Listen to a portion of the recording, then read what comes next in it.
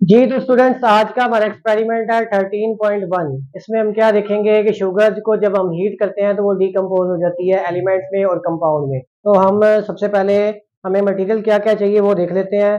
Sugar ले ली हमने, उसके बाद टेस्ट ट्यूब्स और blue flame Bunsen burner, cobalt chloride paper और टेस्ट ट्यूब होल्डर और सेफ्टी गोगल्स। ये हमारे मटेरियल है जो हमें चाहिए। तो हम एक्सपेरिमेंट शुरू कैसे करेंगे।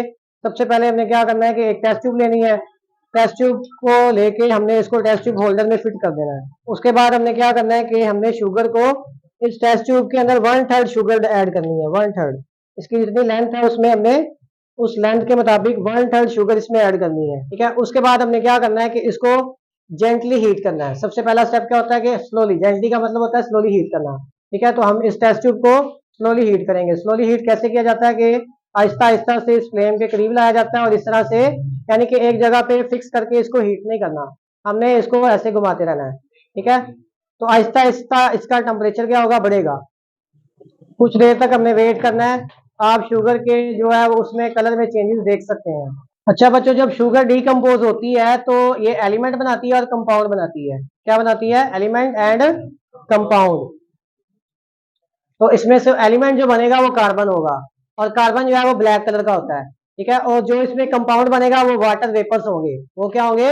Water vapours. और वाटर वेपर्स को हम इस पेपर की मदद से डिटेक्ट करेंगे जिसका नाम है कोबाल्ट क्लोराइड पेपर। अब हमने इसको स्ट्रांगली हीट करना है। स्ट्रांगली हीट करने के लिए क्या करेंगे, इसको ब्लू फ्लेम के नीचे ले आएंगे। ठीक है, ऊपर वाला जो फ्लेम था वो रेडिश था और ये ब्लू फ्लेम।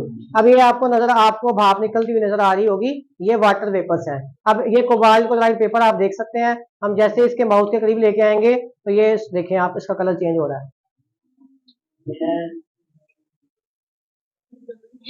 ठीक है, ये बच्चों किसको डिटेक्ट करने के लिए होता है?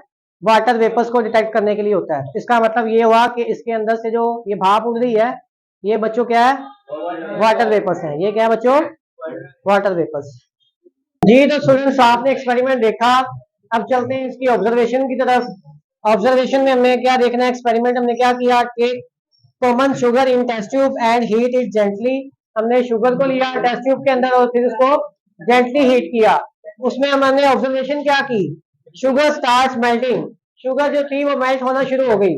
उसके बाद सेकंड नंबर पे हमने क्या ऑब्जर्व किया, heat the above test tube strongly.